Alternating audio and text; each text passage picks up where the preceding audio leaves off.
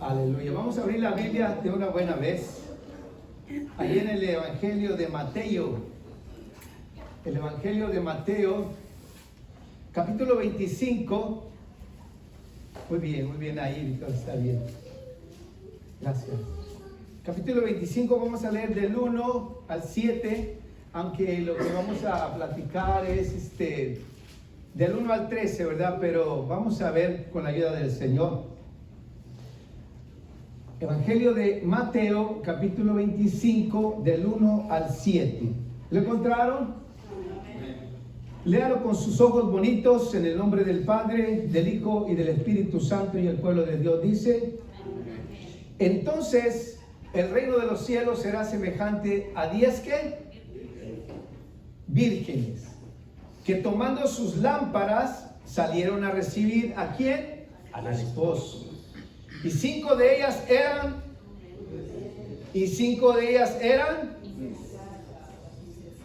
o sea, eran dos grupos de vírgenes, prudentes e insensatas. Las insensatas tomaron sus lámparas, pero no tomando con ellas aceite. Mas las prudentes tomaron ¿qué? Aceite en sus vasos, y juntamente con sus lámparas.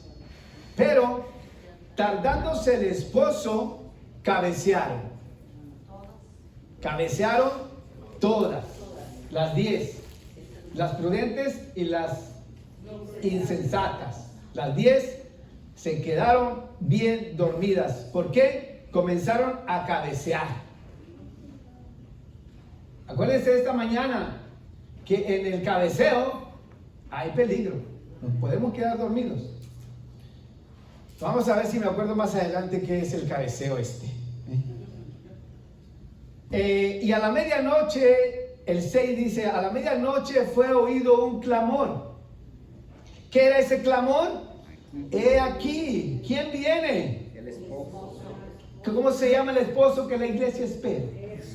Jesús. Y luego dice: salid a recibirle. Entonces todas aquellas vírgenes se levantaron y enderezaron sus lámparas. Amén. Amén. Puede sentarse. El 8 sigue diciendo: y las insensatas dijeron a las que eran prudentes: danos de vuestro aceite. Sigue leyendo: porque nuestras lámparas se apagan. Se le estaba acabando el aceite, le estaban pidiendo: hey, danos aceite, a las que tenían aceite extra. Mas las prudentes respondieron diciendo: no.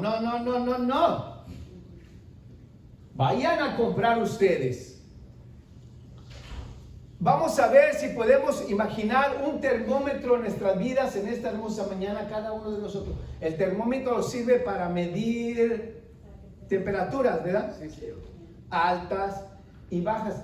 Pero también hay termómetros, o les llaman pompas, como para la gasolina, ¿verdad? Y enfrente de donde se va manejando hay un couch o algo que le dice esta cosita, este palito, ¿verdad? Para los carros viejitos, para los nuevos creo que también algo así. Y le dice cuánta gasolina trae. Si está medio, si está casi E de échale o casi F de full. Entonces esa pompita le dice a usted qué tanto aceite trae.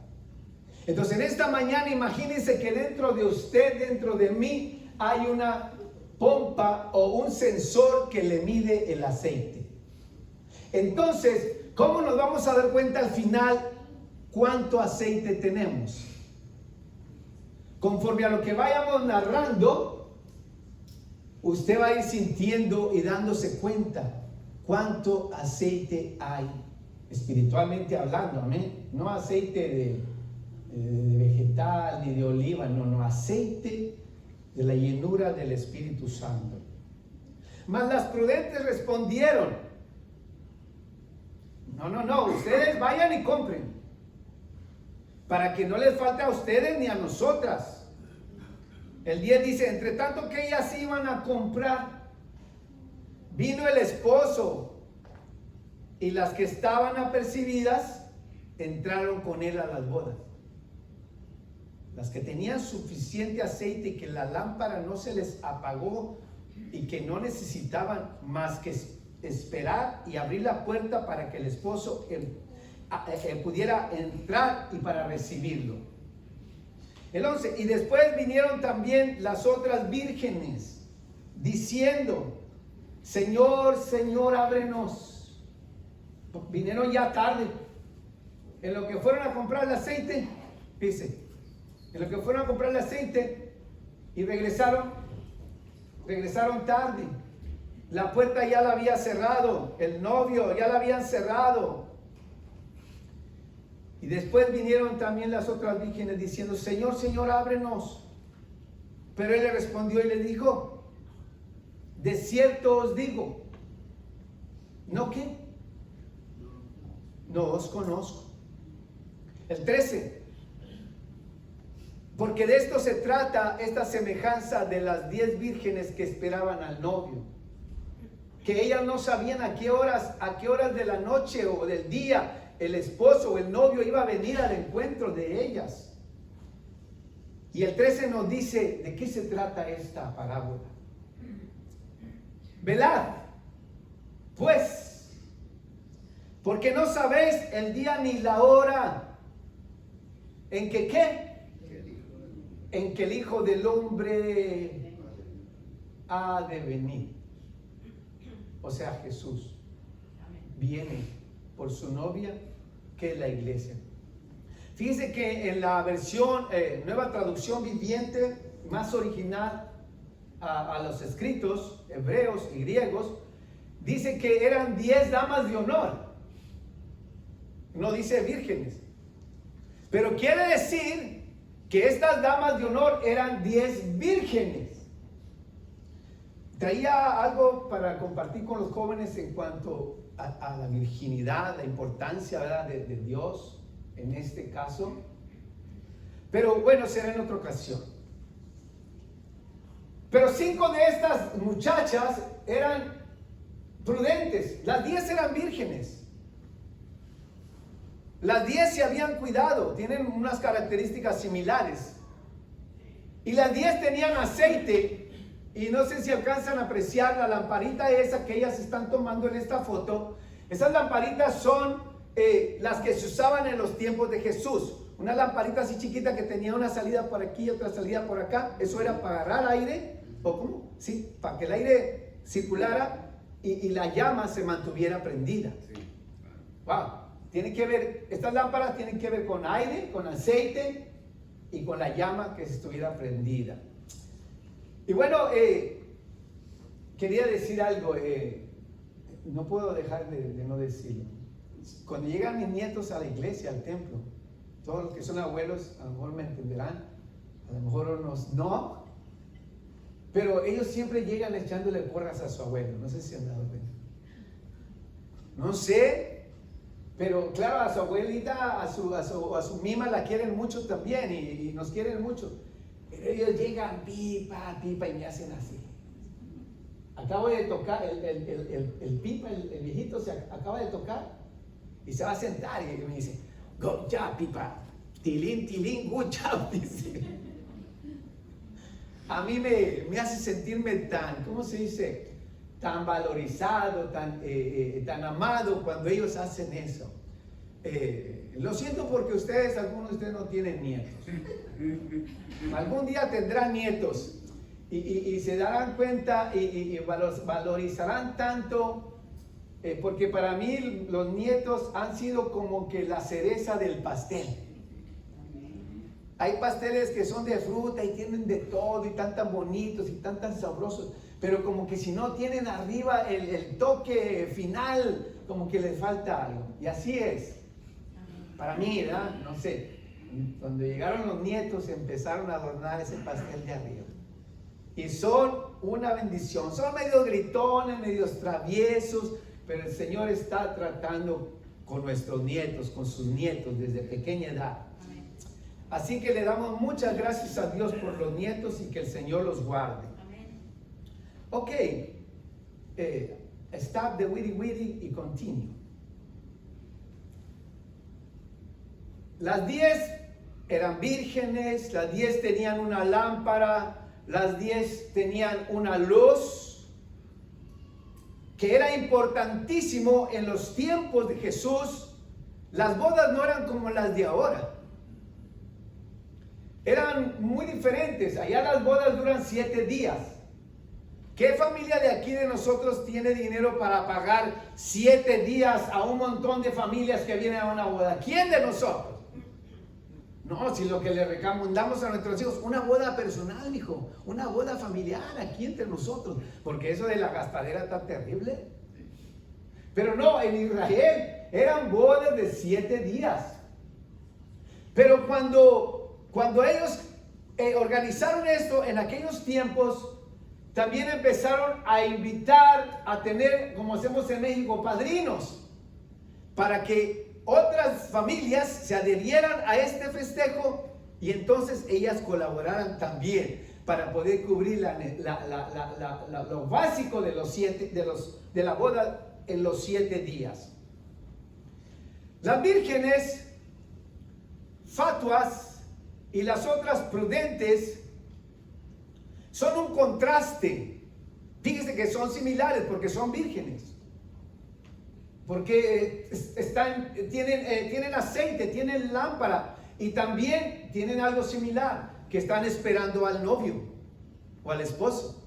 O sea, son idénticas, son iguales, son 10 vírgenes. Las 10 se guardaron. Pero con todo y eso tenían algo, una diferencia grande, que unas eran prudentes y las otras eran todo lo contrario a ser prudentes. Eran insensatas. Eran imprudentes, en otras palabras. Prudente es lo contrario a ser imprudente. Ser prudente significa usar la razón, para los que les gusta escribir. Significa usar la razón, tener un buen juicio. Eso es ser prudente. Tienen buen juicio para tomar decisiones que las conduzcan a un resultado mejor posible, considerando el pasado, el presente y el futuro. O sea, son personas que usan la razón, son personas prudentes. Ojalá que todos aquí seamos prudentes y estemos usando la razón en cada decisión que hemos de tomar en la vida, porque cada decisión que tomemos en la vida, es ahí donde quería hablar a los jóvenes, pero será en el futuro no lejano. Ahora, algunas características más específicas aún todavía de una persona prudente. Número 1, una persona prudente evita la precipitación. O sea, que no se adelanta. Oye una plática y no se mete en la plática sin que lo hayan invitado. ¿Cómo le llamamos a esa persona? Que es una persona prudente. Pero yo pensé que decía metiche. Sí, es una persona metiche que no la hablaron, que no la invitaron a esa plática y se mete donde no le han invitado. Una persona prudente evita la precipitación, no se mete donde no debe. Y cuando tiene que hablar, piensa antes de hablar, piensa antes de actuar, analiza la situación y considera las múltiples opciones si es que la invitan a dar su opinión. Si no, mantiene la prudencia. Qué bonito, hasta hay una hermana en Triunfantes de Jesucristo que se llama Prudencia. Cada vez que la veo, me acuerdo de la prudencia. Y cuando dejo de verla, se me olvida la prudencia. Número 2, reflexiona y evalúa. Una persona prudente reflexiona y evalúa. Piensa cuidadosamente. Cuando la persona evita la precipitación, no se deja llevar por las emociones.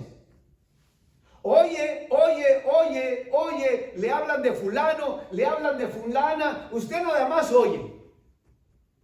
Porque es prudente. No dice, sí, cierto, yo también la he visto, y empieza en el chismorreo también. Se olvidó de la prudencia. Una persona prudente, qué barbaridad a lo que es ser prudente. Lo que es ser prudente tiene un sinfín de sinónimos y de significados. Yo nomás traje unos cuantitos, unos 7 nada más. Y quisiera que a ver si se nos quedan, ¿verdad? El que se los aprenda los 7, la hermana Belinda la va a invitar a comer en Navidad.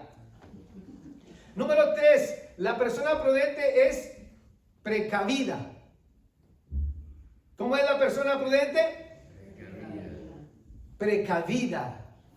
Se anticipa a las dificultades cuando sabe, porque hay dificultades que nos llegan sin esperarlas, sin saberlo. Pero cuando vemos y analizamos el entorno, el medio ambiente de nuestras vidas, de nuestras familias, y vemos, entonces analizamos y nos preparamos para evitar ciertos problemas en el hijo, en la hija, que a veces pues, no hacen caso, al último hacen lo que quieren cuando ya son mayores de edad. Pero una persona prudente es precavida. Se anticipa a las dificultades o a los problemas y planifica cómo superarlos para alcanzar los objetivos de manera más segura. Número 5. Una persona prudente actúa con discreción. ¿Fíjense? O sea, una persona prudente es una persona discreta. Escucha y queda y se calla. No dice nada, sino le invitan a una opinión. Es una persona discreta, especialmente cuando se trata de temas delicados.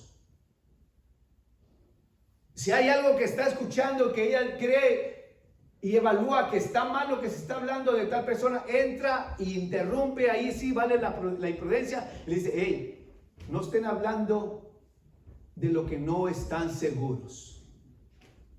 Porque hablar sin estar seguros de que si la persona está haciendo o no haciendo esto, trae consecuencias, trae problemas a las personas. La persona prudente elige con discernimiento. ¿Cuántos se acuerdan el día que conocieron a su novio o a su novia? ¿Se acuerdan el día? Qué bonito, ¿eh? O no les gustó. Sí les gustó de haber conocido al novio, a la novia. Yo la conocí en una foto. Tenía apenas en esa foto 15 años. Yo tenía ya 20 cuando yo la conocí en esa foto, y gracias a Dios tenía buenas conexiones con la tía Chela, y aunque se puso celosa y un día me dijo, ándale, habla con ella, hombre, y me pasó el teléfono y ella estaba en Brownsville y yo aquí, y así nos conocimos un poco por teléfono. Me costó bastantes horas, pero gracias a Dios ya me las pagó todas.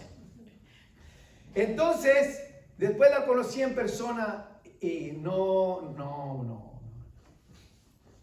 hubo otro día ángel más hermoso, ni lo ha habido, el día que la conocí en persona. La hermanita bella, así, me miraba y nos mirábamos. Y dije yo, esta es, por fe. Y Dios en su misericordia nos unió. Pero sabe, cuando yo elegí, pues solamente la conocí un poco y ella a mí también. Y para mí eso fue suficiente para decir, Señor, ayúdame. Si esta es la muchacha que tú tienes para mí, Señor, guíame. Que mi amor, oye hermano, usted no me va a creer, pero yo la amaba como si la hubiera conocido de toda la vida. Como si hubiera estado enamorado de ella toda la vida. La amaba tanto que ese mismo verano que nos conocimos en persona, ella se fue para atrás, para Brandon, y yo lloré, hermano, yo lloré peor que la chilindrina, como usted no se imagina. Pero lloré de rodillas delante de Dios, pero mi alma se desgarró, se derramó de una manera terrible, hermanos. Pero ¿sabe qué? Cuando yo me levanté fortalecido, confiando que la volvería a ver, que nadie me la iba a ganar. Estaba preocupado, pues se iba para allá bien lejos, hermano. Yo no sé si a ustedes tengan alguna experiencia similar, pero la verdad, hermanos, que en ese momento yo no usé el discernimiento, yo nomás me enamoré y dije, Dios, gracias por esta muchacha, gracias por esta virgen, dije, gloria al Señor. Entonces, pues Dios nos dio el privilegio y hoy, ya pronto en diciembre, cumplimos 36 años de casados, primeramente Dios. La persona prudente elige. Ahora, han pasado los años y ustedes siguen con el mismo Pancho y con la misma Pancha, con el mismo Juan y con la misma Juana. Y han pasado los años y algunos dirán, a lo mejor no aquí, pero en otra parte dirán, híjole, ¿cómo no tenía el espíritu de discernimiento? Demasiado tarde. Porque si hubiera tenido el espíritu de discernimiento, no me caso con este viejo cara de... Usted póngale la cara. Y viceversa. Pero, ya que ahora nos toca seguir adelante con la ayuda de Dios, procurando en el matrimonio desarrollar la virtud de la paciencia. Que eso es lo que nos va a ayudar, eso es lo que yo creo que le va a ayudar a la pobre hermana Belinda y a mí para llegar hasta donde Dios quiera o hasta que la muerte nos separe. Para muchas mujeres especialmente no están ahí esperando el día que Dios le llame a cuenta a ese hombre, porque será una liberación terrible para muchas mujeres o viceversa. Pero la verdad que todo lo podemos en Cristo que nos fortalece. Cuando el Señor vive en nuestros corazones y entendemos las situaciones y usamos la prudencia y analizamos y desarrollamos el espíritu de la paciencia, Dios nos va a ayudar. Ahora que andábamos por allá de vacaciones, conocimos a través de una pantalla, porque era mucha gente la que había en ese teatro, pero en la pantalla había una pareja que tenía 70 años de casados, hermano. ¿Cuántos quisieran llegar a 70 años de casado? Hermana Belinda, la verdad aquí delante de Dios. Pues quién sabe, ¿verdad? Dice amén. Con miedo y todo, pero con fe. 70 años de casados esta pareja. 70 años. Y le hicieron una pregunta a cada uno por separado sin que se dieran cuenta cuál era la pregunta. Y le dijeron... Era en inglés, ¿verdad? Pero pues yo ya entiendo un poquito. Y le dice, ¿cuántos? Le dice, ¿cuál es el sistema, la estrategia, lo que tú has usado para llegar a 70 años de casado? Le preguntaron a él. Dijo, bueno, una sola palabra. Paciencia. Paciencia. Y a la mujer le hicieron la misma pregunta, pero ella no sabía lo que él había contestado o lo que le habían preguntado. Y le preguntaron lo mismo y ella dijo, paciencia, paciencia. Así que, como le decía Calimán a Solín, serenidad y paciencia. Porque si no desarrollamos la virtud de la paciencia, vamos a andar como el perro y el gato todo el tiempo, peleando, discutiendo, gritándonos. Que no, que sí, que te dije, que no te dije, que te pedí, no me lo diste. Y todo el día peleando. Te dije, vieja, no, no me dijiste, pero si yo te dije... Ya con problemas de memoria, y aún de jóvenes tenemos problemas de memoria y decimos, sí te dije que lo dejé allí. No, no estaba allí. Tenía razón la muchacha, la esposa.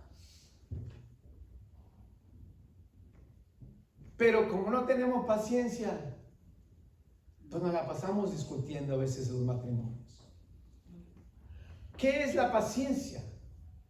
Es una virtud que nos ayuda a escuchar, escuchar, escuchar y a escuchar y a aguantar y a tolerar.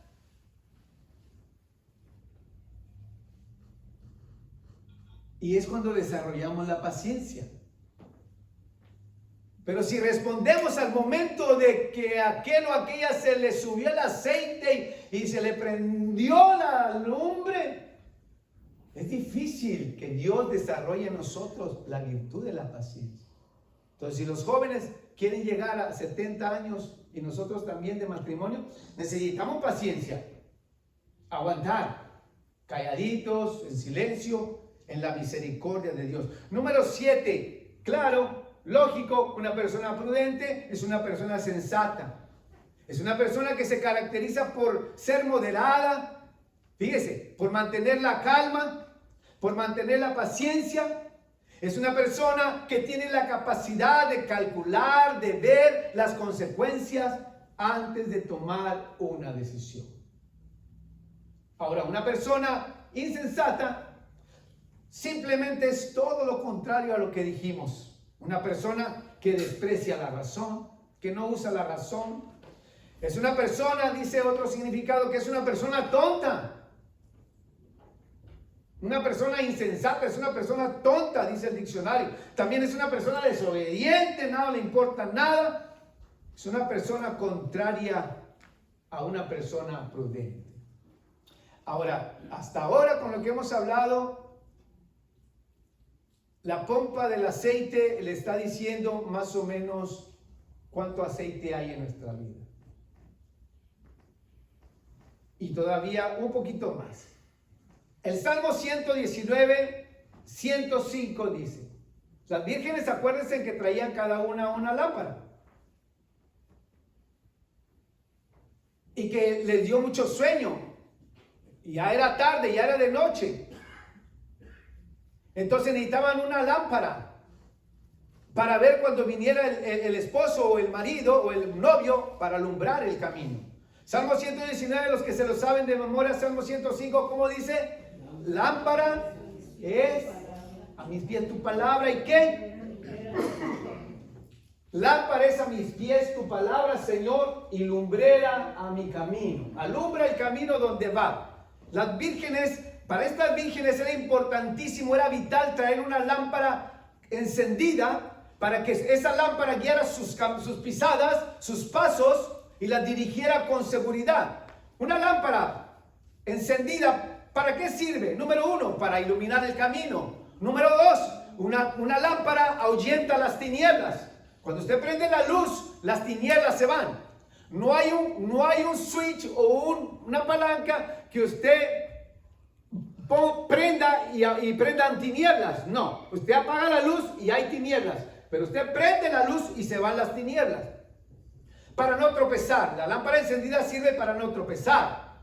La lámpara encendida sirve para evitar caer en un pozo, para evitar lastimarse, para evitar una tragedia. Una lámpara sirve para evitar una tragedia, fíjese usted, porque si usted maneja con un foco en su carro y el otro foco está ciego, fundido, usted no tiene la misma visibilidad. Usted va manejando en peligro aunque tenga la luz larga. Y peor si nos falla la vista. La luz es importantísima. La lámpara es importantísima. Y para estas muchachas era importantísimo. Porque por último daba seguridad a sus pasos. Si caminamos en tinieblas hay peligro de caer en un charco. Imagina en el rancho, en la oscuridad. Y usted va a una boda. Todo bien bonito, bien trajeado, aunque conoce el camino, pero si no trae una lámpara, corre el peligro de caer en un charco, de caer en un pozo y de provocarse a sí mismo una tragedia. Hoy en día, hermanos, es la tragedia que está viviendo la iglesia cristiana. La mayoría de los cristianos no estamos leyendo la Biblia como Dios quiere. No estamos abriendo la lámpara que es la palabra de Dios como Dios quiere. No la estamos leyendo como Dios quiere. No estamos dedicándonos a leer la palabra de Dios. Y la palabra de Dios es lo que va a alumbrar nuestro camino. La palabra de Dios es la luz. Es la luz de Dios para nuestras vidas, para caminar con seguridad. La lámpara es importantísima en nuestras vidas, hablando espiritualmente, para caminar con nuestros pasos con seguridad. Es importantísimo mantener la lámpara que es la palabra de Dios encendida en nuestras vidas. Y es muy triste. Muchos aplican que las 10 vírgenes eran 5 prudentes, 5 imprudentes o insensatas. Muchos que predican, enseñan, muchos que critican la Biblia en una forma sana y que la interpretan así. Dicen que cuando Cristo venga, la mitad de la iglesia se va a ir y la otra mitad no. Pues, ¿usted qué cree? No me conteste, nomás, ¿usted qué cree? Bueno, yo tengo mi forma de pensar. Pudiera ser, pero solo Dios lo sabe. Pero aquí dice que 5 o de las 10, 5 estaban preparadas 100% y las otras 5 no estaban preparadas como Dios quería que estuvieran preparadas para recibir al novio o al que iba a ser su esposo. Nuestra iglesia evangélica, dijo un hombre de Dios, no está utilizando la palabra de Dios. No estamos leyendo la palabra de Dios. No estamos aprendiendo, memorizando la palabra de Dios. Sabemos dar más de memoria a otras cosas que la palabra de Dios. La iglesia no le estamos dando la importancia a la lámpara de nuestros pies, a la que alumbra nuestro camino. No le estamos dando la importancia. Y cuando un creyente pierde la lámpara, esta persona está en peligro de caer en un charco.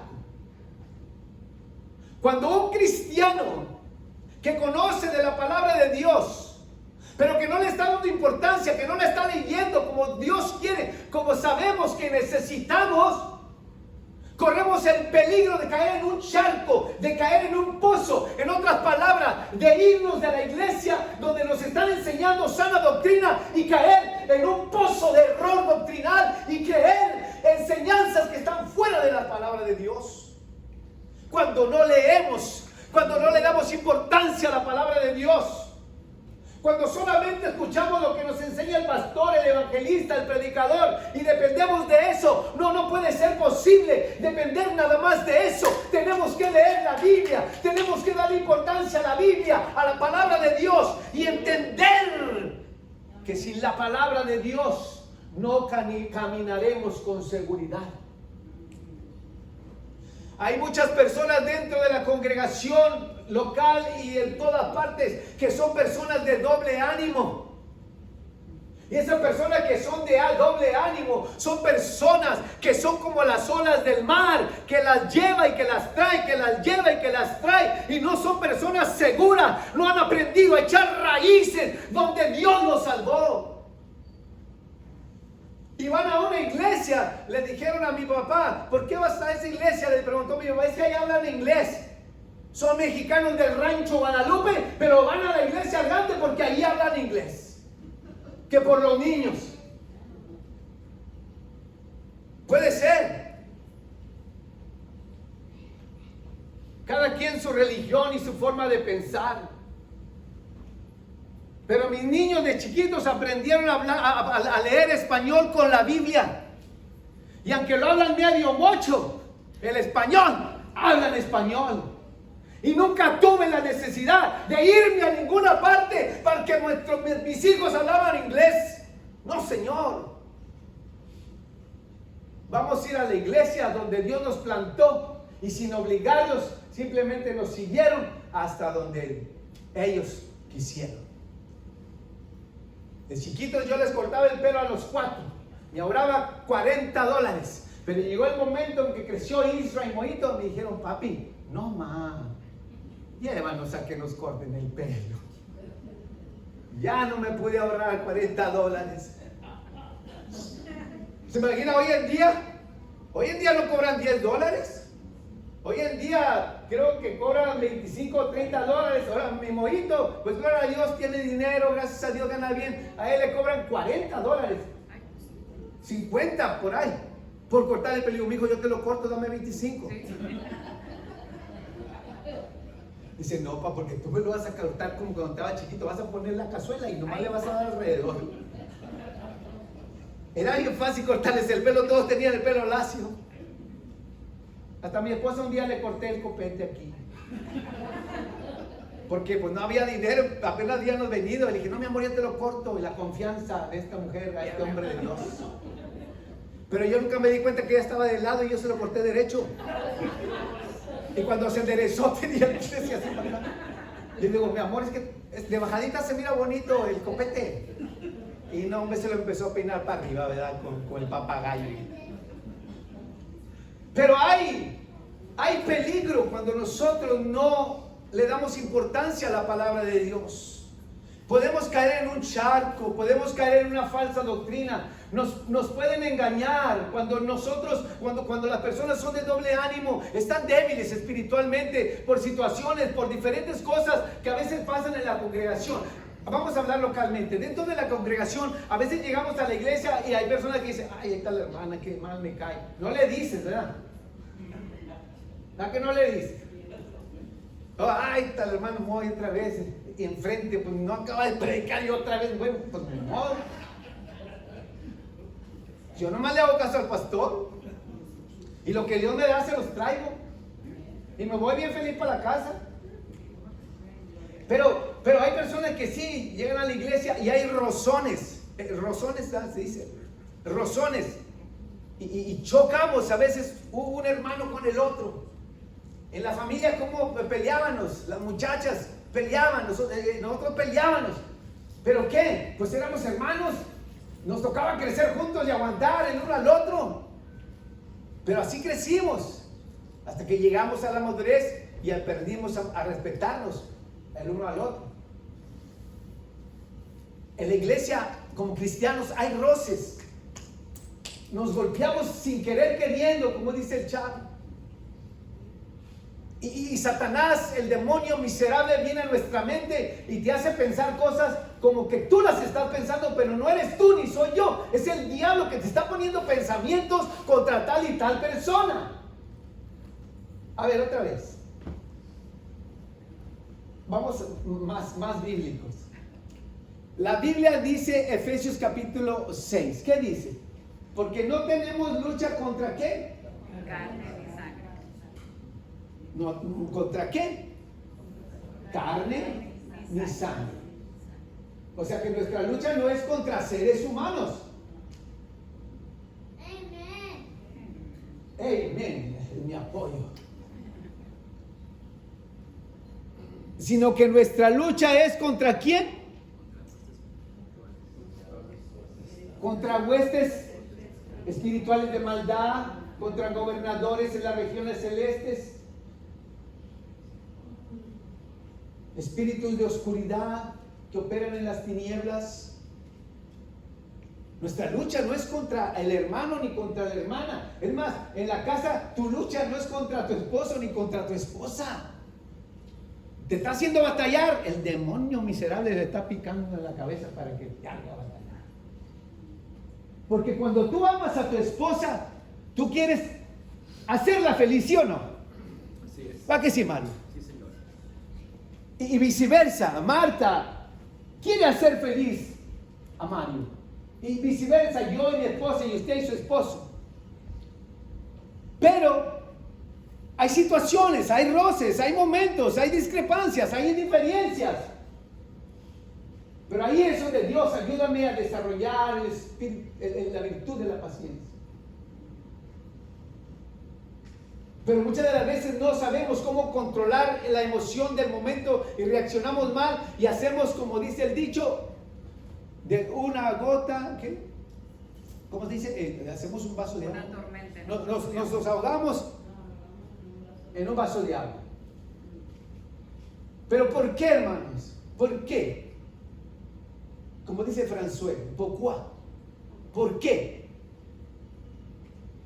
Porque no estamos aplicando los principios bíblicos de la palabra de Dios. Porque no le estamos dando la importancia a la palabra de Dios. Porque no estamos leyendo lo que dice la Biblia, lo que debemos hacer cuando tenemos un momento de roce el uno contra el otro. Nuestra lucha no es contra tu hermano ni contra tu hermana. Nuestra lucha es contra el diablo y sus demonios que nos quieren provocar a la enemistad, a la separación y a la división. Pero en el nombre de Jesús, permanecer unidos hasta que Cristo venga por nosotros. En el nombre de Jesús, cuando un creyente pierde la lámpara, a la postre puede caer en un abismo y perderse para siempre sin Cristo, porque solamente está dependiendo de la enseñanza del domingo. No es suficiente solamente la enseñanza del domingo.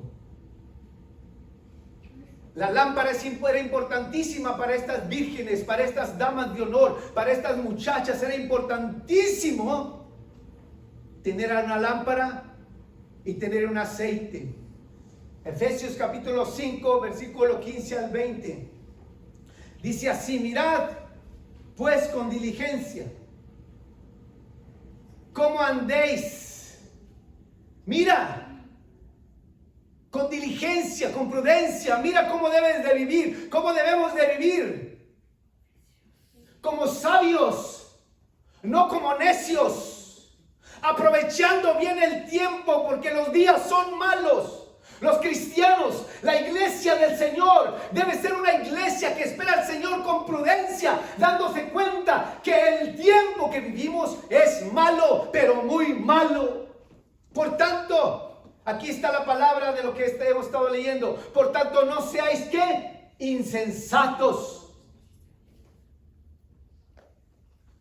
sino entendidos, para que sepas cuál es la voluntad del Señor. Versículo 18. Ahí va para los borrachos y las borrachas. No os embriaguéis con vino. Y puedes poner todas las justificaciones que tú quieras, pero la Biblia dice: no os embriaguéis. ¿Con qué? Alcohol. La traducción original no solamente dice vino, sino alcohol. En lo cual hay ¿qué? Disolución. ¿Qué es una disolución? Es una mezcla de dos o más sustancias. O sea, el vino en sí, el vino de verdad, sacado del jugo de la uva, es un vino natural. A mi padre le encanta la sangría.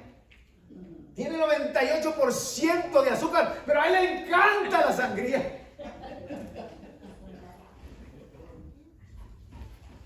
Y yo no peleo con mi padre. Yo lo quiero mucho y ya peleamos mucho cuando yo estaba joven y él era mi papá en casa y todavía aquí también. Pero ya no peleo con él. Ahora las que pelean son mis hermanas y mi mamá. Y no es que peleen con él, sino que lo que quieren hacer es cuidarlo. Pero dice el mijo: ¿para qué me cuido yo? Ya tengo 88 años. Déjenme saborear y comer lo que a mí me gusta. Y a mí me pide azúcar, yo le doy azúcar. Échale más, pues le echo más. Pues es lo que me pide mi padre. Yo quiero que él esté feliz, contento cuando él vaya a la casa. De vez en cuando me lo llevo y está conmigo el sábado, el viernes por la noche y le doy lo que él me pide. No es que quiera matarlo tampoco, ¿verdad? No, no. Algunos están pensando así. No lo quiera tanto. Así le decíamos, hermana, ya que estamos en el cine, así le decíamos, hermano, cuando estábamos chiquitos, nos daba un áspero. Y luego venía y nos decía, se quería reconciliar con nosotros, decía: yo les pego porque los quiero tanto. Y acá nosotros pensábamos: pues ya no nos quiera tanto. Y a él le gusta de todo eso. ¿Por qué le dije esto? Solo ustedes saben. Son sustancias que dañan. Ya, gracias, Señor. A mi padre le gusta mucho la sangría. La sangría es hecha de jugo de uva, pero está, ¿cómo se dice? Mezclada. Ya tiene una disolución. Ya tiene diferentes cosas. Imagina, 98% de azúcar. De por sí la uva es dulce. Pero la uva en sí, el azúcar de la uva, dice un doctor que me gusta escuchar, se llama Albuja, de Perú. Él dice que el azúcar de las frutas son buenas. Esto es otro tema, ¿verdad? Pero o sea que la fruta, el jugo de la fruta es bueno. Pero cuando está ya mezclado con azúcares, como dijo la hermana, procesadas, ya no es original, ya no es bueno. Ya no tiene los mismos nutrientes para tu cuerpo. Ya no te va a hacer bien, papi. Pero bueno, tú me pides sangría, yo le doy sangría. Me pide un Monster, le doy un Monster también. Y lo dice, no, mijo, mejor cámbiamelo por la sangría. Ah, güey, se lo cambio por la sangría. Pero veo a mi papi feliz. Que le doy soda porque me pide, pero no me pide cerveza, porque sabe que yo no tengo cerveza y porque él no toma cerveza. Y que no tomamos alcohol. En casa no tomamos alcohol. Somos cristianos de los conservadores todavía. Porque hay cristianos que ya no son conservadores. Ya lo que les gusta es otra cosa. Y es donde dice la Biblia aquí. No os embriaguéis con vino. No habla del vino natural y que es bueno, sino del vino que ya está procesado, que está ya con diferentes mezclas y causa disolución. Por ejemplo, el azúcar es un soluto o una sustancia original, pero disuelta en agua ya no es un soluto, sino que ya es un disoluto, ya se mezcló con agua, ya no es lo mismo. No os embriaguéis con vino, dice el Señor, dice la palabra del Señor. 19. ¿Cómo no podemos llenar de vino del Señor, del Espíritu Santo, en otras palabras? Hablando entre vosotros con salmos, con himnos, con cánticos espirituales, cantando y alabando al Señor en nuestros corazones. El 20. Dando siempre gracias a Dios por todo, al Dios y Padre, en el nombre de nuestro Señor Jesucristo. Así es que podemos decir que en un momento las 10 vírgenes estaban encendidas con sus lámparas y con su aceite, pero estaban a la expectativa. La iglesia del Señor debemos estar a la expectativa. Estaban desesperadas estas muchachas vírgenes, estas damas de honor, estaban desesperadas esperando al novio. Estaban, desesperadas y decían, ven novio, ya quiero que estemos juntos. ¿Cómo dice la iglesia? ¿Cómo dice Apocalipsis? Dice Apocalipsis, ven Señor, si ven Señor Jesús. El novio dijo, he aquí yo vengo pronto. He aquí yo vengo en breve, dice el Señor. Las muchachas, las vírgenes, las damas de honor estaban desesperadas porque el novio regresara, porque el novio viniera. Pero después de tantas horas de esperarlo, ¿qué pasó? Se quedaron dormidas. Dice la Biblia claramente que a la medianoche cabecearon, se cansaron y cayeron en un sueño profundo las 10 jóvenes. El sueño físico puede ser muy pesado.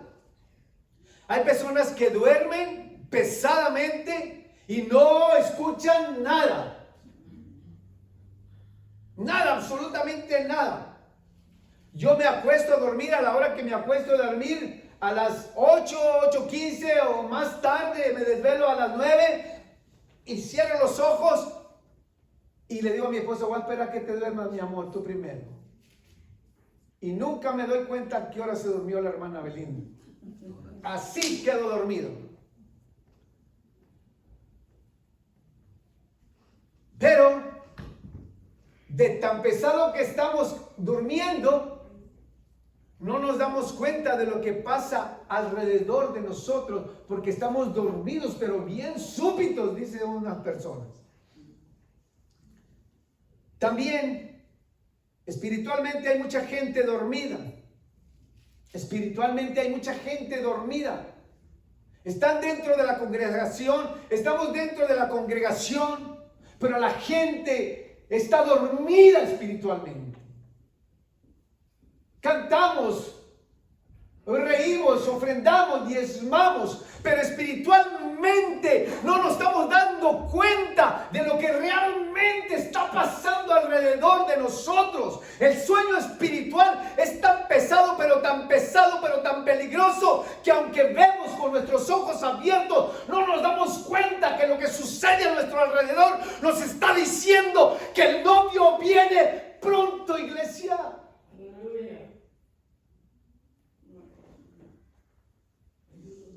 No nos damos cuenta. Y muchos ni siquiera quieren aceptar ni entender que se están perdiendo viviendo un cristianismo superficial y tan ligero dentro del cristianismo. Son como esas películas de los muertos vivientes, de los Walking Dead. Parece que están vivos y miran por dónde van y todo, pero están muertos. Están muertos. Espiritualmente hay mucha gente dentro de las congregaciones. 5 eran prudentes, 5 eran insensatas, 5 estaban bien preparadas y las otras 5 no estaban bien preparadas. A estos walking dead, a estos muertos vivientes espiritualmente, la conciencia ya no les redarguye. ¿Cómo dije? La conciencia ya no les redarguye.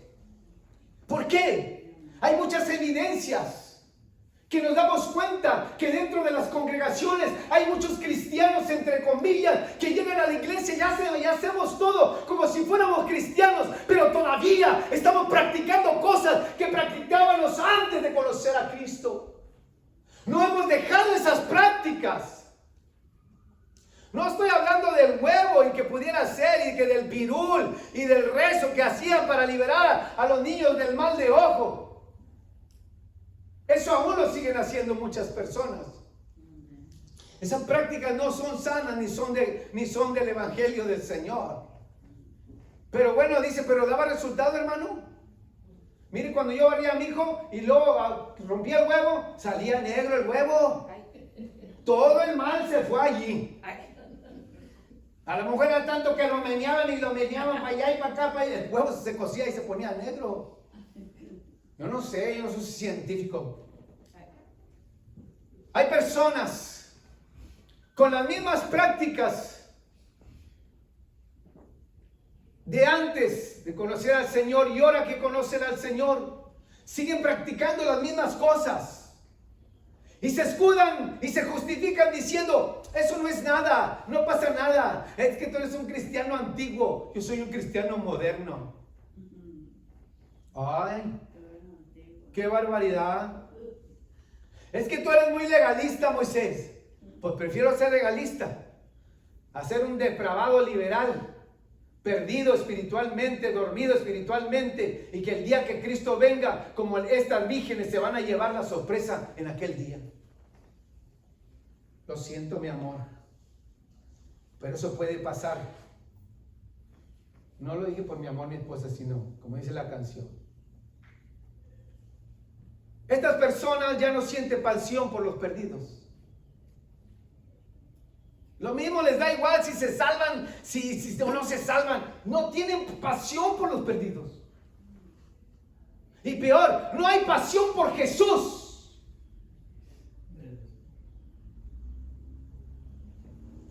Déjenme acerco más, porque a lo mejor no me están oyendo bien.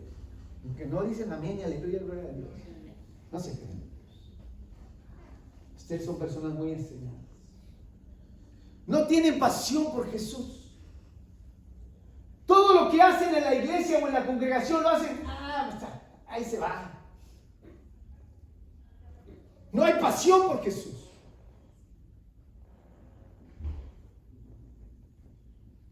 Todo lo hacen a medias, ahí se va.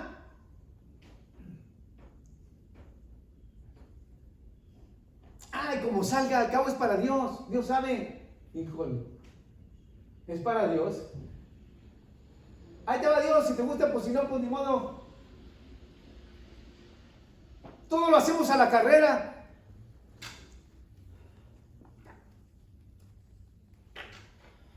No hay pasión por Jesús, iglesia.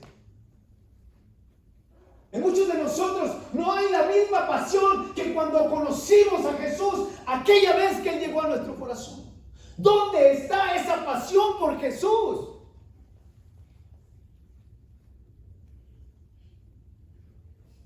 Y podemos decir, ay no, yo sigo igual, yo no he cambiado. El termómetro nos está diciendo, la pompa nos está diciendo cuánto aceite hay acá dentro de nosotros. Efesios 5:14 dice, por lo cual, despiértate tú que duermes y te alumbrará Cristo, levántate de entre los muertos. Cuando hablamos de cosas como las que estoy hablando yo ahora, que estás practicando las cosas que practicabas igual ahora dentro del cristianismo, aún ya supuestamente conociendo al Señor, todavía sigues con las mismas prácticas, todavía sigues con tus malas palabras, todavía sigues con tu carácter horrible, tienes 40, 50 años en el Evangelio y todavía sigues con el mismo carácter, con la misma forma de ser. No has cambiado, no has cambiado, sigues siendo el mismo. No digas que Jesús vive en ti porque no has cambiado.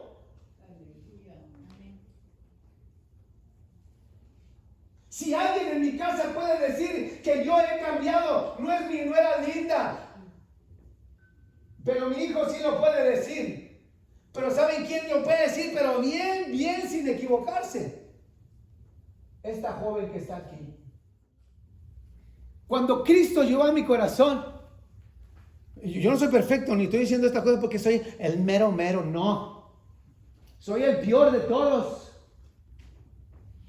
Como dijo el apóstol Pablo, soy el peor de todos. Pero con todo y eso se me apareció Jesús. Y cambió mi vida. A lo mejor aquí me voy a detener porque me falta todavía. Cambió mi vida. Jesús cambió mi vida, hermanos. En un momento así, Jesús cambió mi vida. Una noche, una primavera, marzo de 1985, Jesús llegó a mi corazón. Y sentí lo que dice la Biblia, que los que creyéramos en Él, sentiríamos ríos de agua viva dentro de nosotros, que nos lavarían y nos limpiarían con la sangre de Cristo de todo pecado. Mi vida cambió totalmente, iglesia. Yo era un joven que no podía vivir sin droga. De los 14 a los 15 años comencé viviendo una vida oscura. Llegué a los 20 y mi vida era una vida terriblemente oscura, que mi vida estaba amargada de la vida, con todo lo que yo había conocido, con todo lo que yo había vivido, con todo lo que Satanás había arrastrado en mi vida. Yo era una persona infeliz, amargada, vacía, perdida. Lo único que quería era morirme.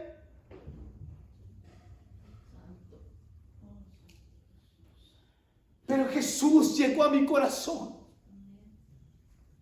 Así, en un momento quitó la adicción en mi vida, en un momento la quitó.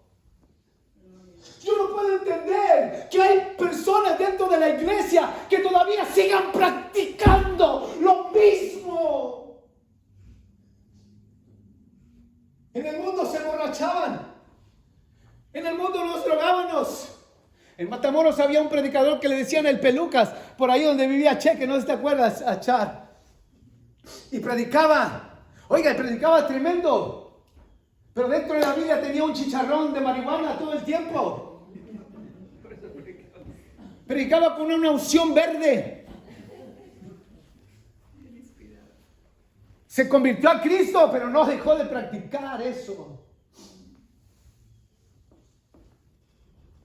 Cuando Cristo en verdad llega a nuestro corazón, Él nos cambia, iglesia. Amén. ¿Y saben qué es lo primero que Él empieza a trabajar en nuestras vidas? En nuestro carácter. Ajá. En nuestro carácter. Pero antes, cuando yo era joven, nunca oía enseñanzas de tal como hoy nos enseña el pastor. No, yo nunca escuché ese tipo de enseñanza. Era muy diferente la enseñanza, pero era buena. Pero no era tan personal, no era tan directa de la Biblia a nuestras vidas. Lo que Dios quería hacer con nosotros, dentro de nosotros, no era así, era diferente. Pero era buena, porque era el hombre de Dios. Pero ahí el Señor ha abierto, ha expandido el conocimiento de muchos de sus siervos, como Chuy Olivares, Antonio Bolaines, Armando Alducín, Daniel Cázares, Ezequiel Dávila, Jorge Cervantes. Y ahí vamos nosotros por ahí también. Porque Dios, el Señor, el novio, viene por una iglesia, por vírgenes, por damas de honor preparadas. Y si no se nos enseña lo que realmente dice la palabra de Dios, entonces ¿cómo vamos a aprender por dónde caminar? Y nosotros agarrar la Biblia, leerla, estudiarla, aprenderla, vivirla, compartirla. El Señor empezó a trabajar en mi carácter, en mi forma de ser. Y hasta el día de hoy, 40 años de haber conocido a Jesús, Él sigue tratando con mi vida. Él sigue tratando con mi corazón, con mi carácter, con mi forma de ser.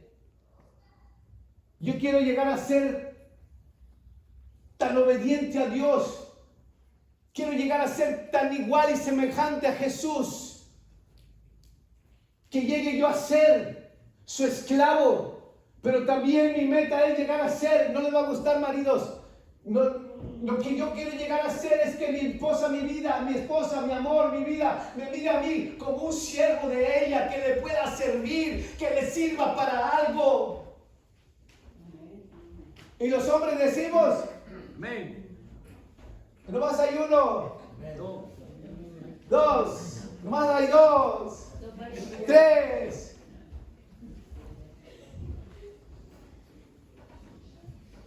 Somos bien malinterpretados y aprovechados porque la Biblia dice que el hombre es la cabeza de la mujer y que el hombre es el que tiene la autoridad suprema. Pero también dice la Biblia que dice que nos sirvamos unos a otros, que nos soportemos unos a otros, que nos amemos unos a otros.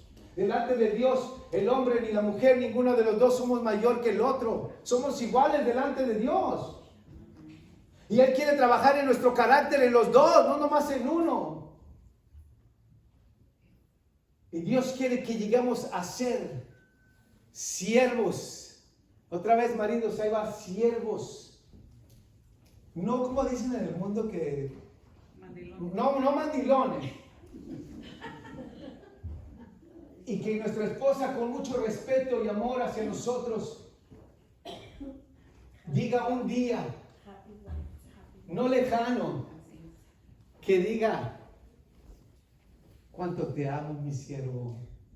Gracias por servirme como me sirve. Pero hoy en día han pasado los años y muchos maridos no han cambiado. Siguen sentados en el sofá, siguen con el control en la mano, esperando que todo les llueva del cielo.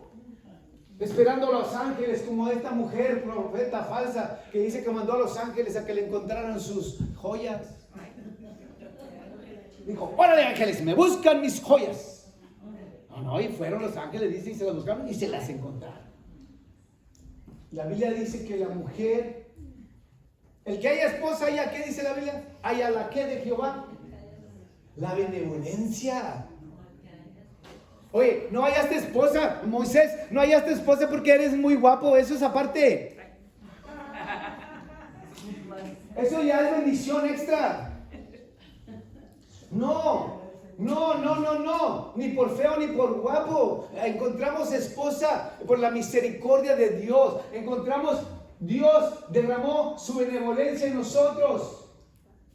Y la hermana Belinda se echó una, ¿cómo se dice? Una suerte. Amén, aleluya. Y me dijo que sí, y nos fuimos en el tren de la vida juntos. A veces ha querido bajar. Digo, pues bájate.